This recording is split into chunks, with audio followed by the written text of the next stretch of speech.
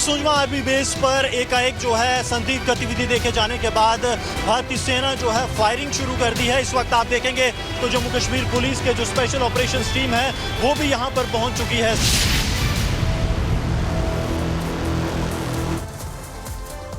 जम्मू कश्मीर को बार बार दहलाने वाले ये लोग भूल जाते हैं कि भारतीय शूरवीर वहां पर मौजूद हैं। लगातार जिस तरीके से जम्मू कश्मीर में बीते दिनों हमले देखने को मिले, अटैक देखने को मिले, उसके बाद आर्मी और भी ज्यादा अलर्ट मोड पर है और सेना का ऑपरेशन भी जारी है। क्या कुछ कदम उठाए जा रहे हैं, इस रिपोर्ट में आपको दिखाते हैं।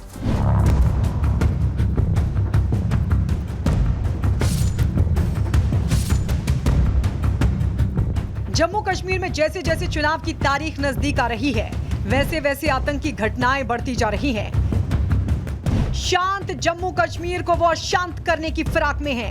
आतंकिस्तान के आका अपने भाड़े के आतंकियों के जरिए राज्य को दहलाना चाहते हैं, लेकिन भारतीय जवान उनके मंसूबों पर पानी फेर रहे हैं।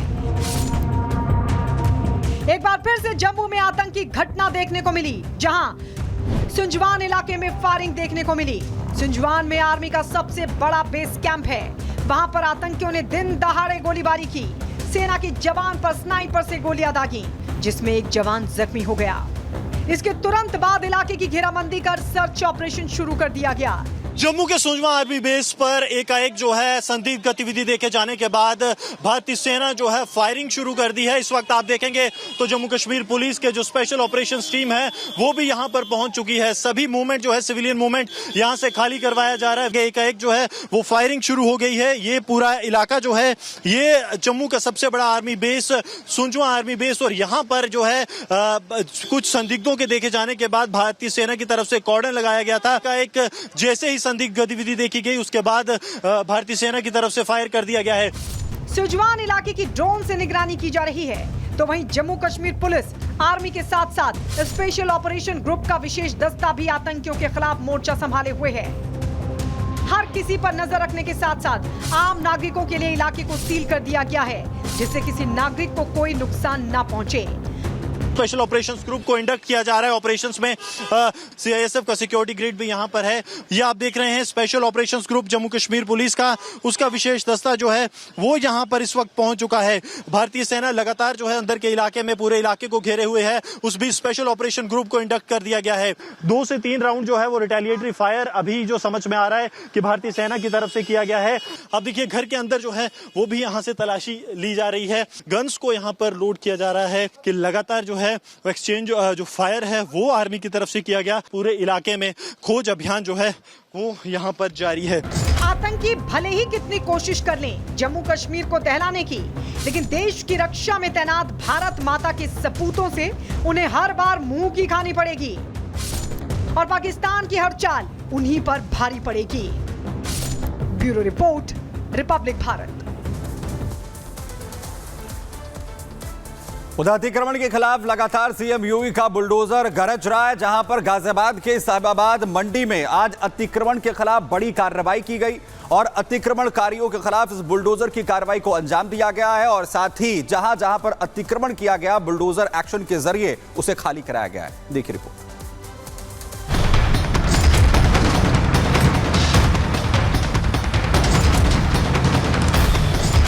उत्तर प्रदेश में कोई भी कानून से ऊपर नहीं है।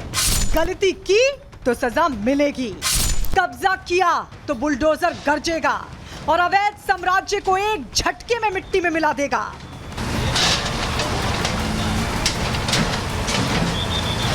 गाजियाबाद के साहिबाबाद में भी यही देखने को मिला। सब्जी मंडी में दुकानदारों पर अवैध कब्जे का आरोप लगा तो प्रशासन ने पीला पंजा चलाने में देरी नहीं की। तो तस्वीरें हम आपको दिखा रहे हैं, एक एक तस्वीर हम आपको दिखा रहे हैं कैसे बुलडोजर एक्शन हो रहा है। ये तस्वीरें हम आपको दिखाने की कोशिश कर रहे हैं कि कैसे लोग यहाँ पर इंक्रोचमेंट कर रहे थे, उसके बाद अब इंक्रोचमेंट को हटाया जा रहा है। आपको विजुअल उज्ज्वल दिखा रहे हैं, ये वो शेड्स हैं जो किसानों के लिए बनाए गए थे, उसके बाद इनको तोड़ा गया है। पहले ही बता दिया गया था इनको कि यहाँ से सामान हटा लें, लेकिन इन लोगों ने सामान को हटाया नहीं, जिसके बाद अब एक बार बुलडोजर एक्शन फिर यहाँ देखने को मिल रहा है। साहिबाबाद नवीन फल सब्जी मंडी 27 बीघा पर बना है, जिसमें किसानों के लिए 11 शेड्स बनाए गए थे, लेकिन दुकानदारों ने कब्जा कर किराए पे दे दिया। शिकायत जब लखनऊ पहुंची तो जांच हुई और अब कार्रवाई हो रही है। ये किसानों को दी गई थी शेड सरकार की तरफ से और इन पर दुकानदारों ने कब्जा कर लिया था अवैध रूप से। काफी सालों से कब्जा चल रहा था, लेकिन उसके बाद जब इसकी शिकायत की गई, धरना दिया गया, बात लखनऊ तक पहुंची, उसके बाद अब यहां एक्शन देखने को मिल रहा है। देखिए, इससे पहले 30 सितंबर को तारीख तय की गई थी कि यहां कार्रवाई की जाएगी, लेकिन अब देखिए एक बार फिर यहां पर एक्शन होता दिख रहा है। कोर्ट के आदेश के बाद 11 चबूतरों में से 2 पर जब कार्रवाई हुई तो और 4 लोगों ने खुद खाली कर दिया, लेकिन 5 शेड से अतिक्रमण हटाया गया। मंडी सचिव सुनील शर्मा के साथ पुलिस फोर्स भी तैनात दिखी और एक्शन पर विरोध जताया। Bureau report, Republic Bharat.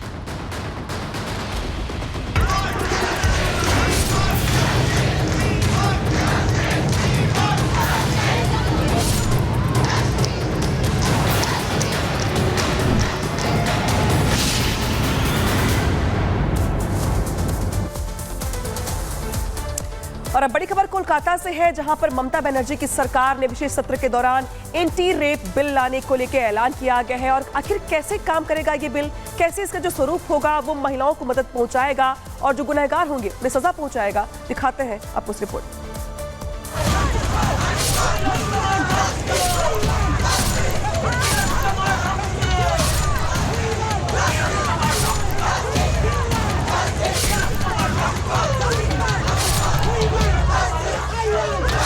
पश्चिम बंगाल के कोलकाता में अस्पताल के अंदर महिला डॉक्टर की रेप के बाद हत्या कर दी जाती है।